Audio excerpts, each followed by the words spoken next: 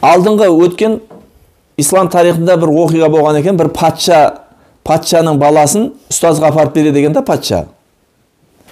Ұстазға апарып береді деген да, ілім үйрету үшін ұстазға береді. Дұрыс па?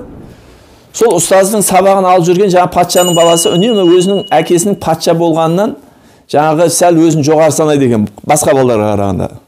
Сөйтіп бір күні сабаққа дайындалмай барыпты. Дайындалмай барғаннан кейін ұстазы ренжіпті. Бір рет дайындалмай барып, екі рет дайындалмай, үшінші рет дайындалмай барғанда ұстазы жаңағы баланы қатты ұрсыпты да. Егер де тағы да сабаққа дайындалмай келетін болсаң, әкеңмен қосып ұрам депті. Әкесі патша ғой. Сонымен о деп қап, жаңа бала, кішкентай бала болса да, жаңағы ұстаздың сөзін жаңағыдай көтере алмай ренжіп кетіп қапты жаңағы. Жатып оқып атқан жерінен. Үйіне кетіп қапты. Менің әкем тұрмақшың ба, менің әкем патша деп жаңағыдай. Бұл оқиғаны жазып отқан сол жаңағыдай жас бала. Жаңа патшаның баласы жазып отыр осы оқиғаны, өз кейін дәуегенде жазып отыр да. Не үшін десе, ұрпаққа бір пайда болсын деп та. Келе жатқан мына мұсылман үмметіне бір пайда қалар деген мақсатта жазған екен да. Сөйтіп үйіне барып, жаңа жас бала, сонымен кешке патша жұмысынан келсе, баласы үйінде екен. Балам, неге келіп қалдың десе, әке мен мұғалім ұрды депті. Неге ұрды? Бір сабақ дайындалмай қойған ем. Ұрғаны бұлай тұрсын, әкеммен қосып ұрам деп айтты деп. Бала ғой енді. Сонымен жаңа патша да ақылды кісі болған. Жарайды, ертең барамыз деп, ертесіне баласын жетектеп, ұстаздың алдына келеді. Ұстаз жаңағы баласын жетектеп келе жатқан патшаны көргенде жаңағыдай ойланып қалады ғой. Әбігерге түсіп қалады ғой. Сонымен патша ассалаумағалейкум, қан ием деп амандасыпты. Ана бала енді көрапасын көресің деп жаңа ойланып тұр екен жас бала. Сонымен баласын айтты, бара бер, сабаққа бара бер, кіре бер классына деп жаңа. Оқу орнына кіре бер деп жіберіпті да.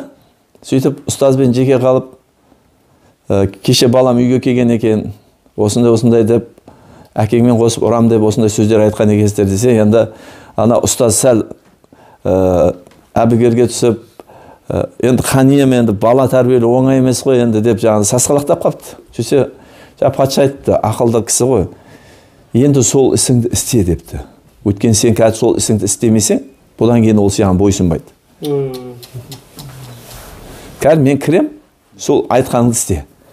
Патша не үшін уайымдап отыр? Ана ұрпақ, патшаның баласы анау. Ертең ол, бұл дүниеде ол эгоист болса, ертең қияметте ол патша жауап береді да ол баласының. Ертең қияметте оның сұрақ жауабы болады. Бұны сондай тақуа адамдар өткен. Сөйтті де кірді дейді әкем. Жаңа бала жазып отыр ғой. Сонымен мен жаңа бәрінен сабақ сұрап келатыр. Менен де артымда әкем отыр, қорқпай отырмын. Сабақты сұраған еді. Сабаққа дайындалмадым деп айтқан ем. Шыбығын алды да, шыбығы болғаны ғой кезде. Шыбығымен жаңа әкемнің артынан тартып жіберді дейді. Сол кезде зәрем ұшып кетті дейді да жаңа бала. Сол кезде мен білдім дейді, ұстаздың патшаны да ұралады екен ғой, ұстаз деген ұлы тұлға екен ғой деп, сол кезде мойындап, содан кейін барып сол жерде ілім алып, үлкен ғалым болған екен да сол бала. Сол бала. А біздер сол баламыздың сондай ұстаздардың, тәрбиелеп атқан ұстаздардың еңбегін бағаламаймыз ғой біз.